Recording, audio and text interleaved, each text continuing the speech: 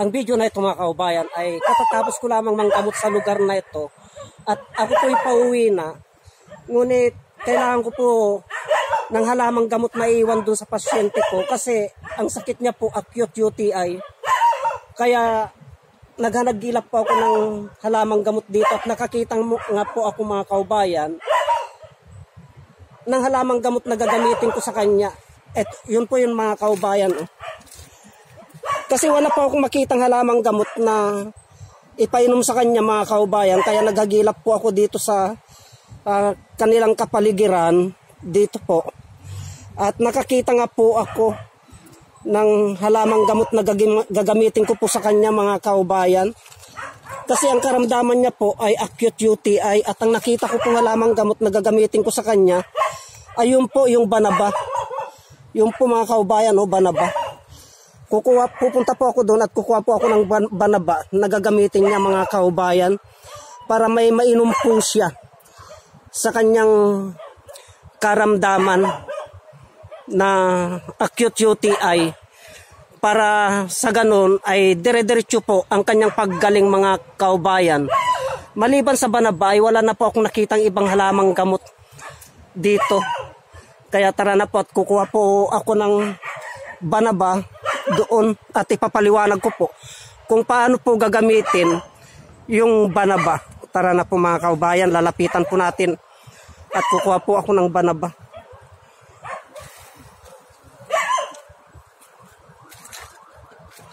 Medyo mataas po itong banaba na ito mga kaubayan, ayan po.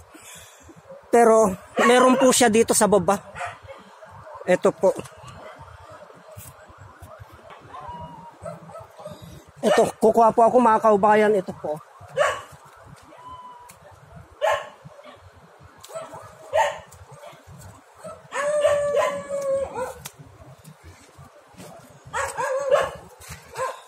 Itong banaba na itong mga kaubayan ay hindi na siguro lingid sa inyong kaalaman itong kahalagaan ng banaba na ito.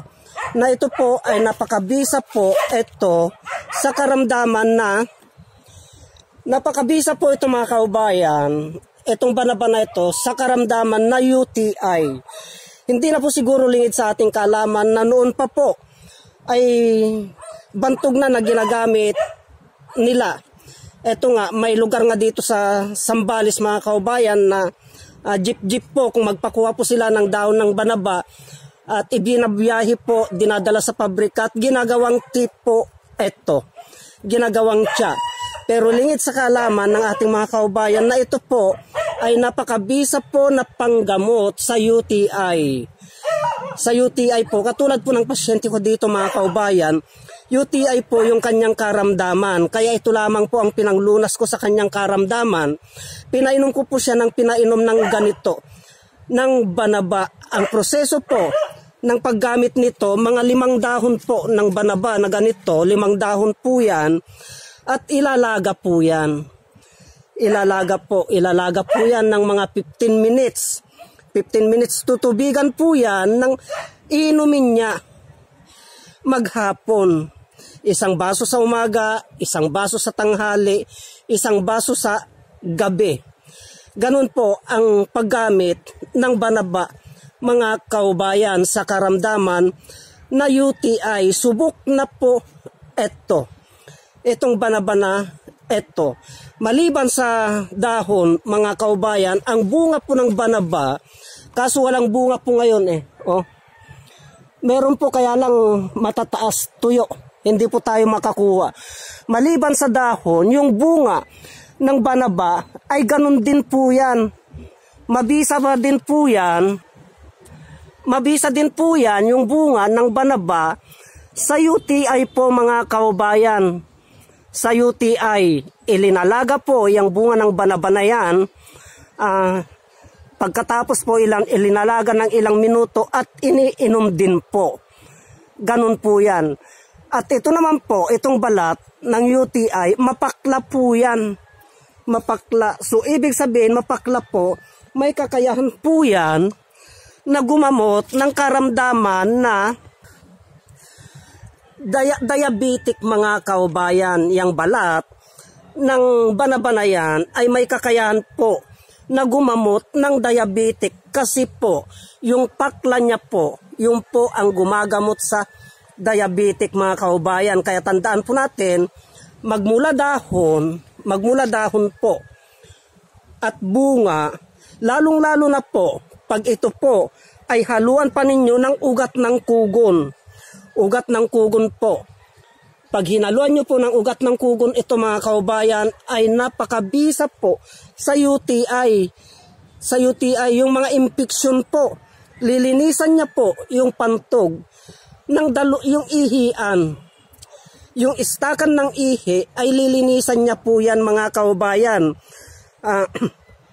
Pag hinaluan nyo po ng ugat ng kugon, kung hindi man ugat ng kugon, marami po kayong pwedeng ihalo dito mga kaubayan. Pwede rin po yung buhok ng mais.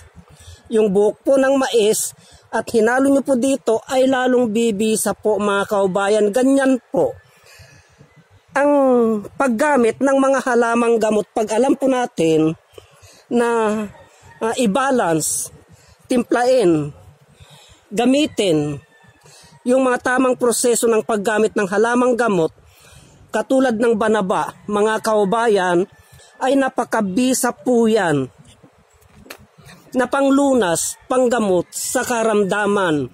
Na number 1 na ginagamot po nito ay yung UTI. Kaya ito po mga kaubayan ay ibinibilad po nila ito at ginagawa pong tsa noon. Hanggang ngayon mga kaubayan, dahil kami din po, pag naubusan po kami ng mga iniinom, ng mga tsa, ito din po ang ginagamit namin. Ginagawa po namin tsa, itong banaba na ito. Kaya wag po nating kaligtaan mga kaubayan na magmula, balat, dahon, at yung bunga, ay may kakayahan po yan na gumamot ng mga karamdaman mga kaubayan. Yan po ang katangian ng banaba. Marami pong salamat.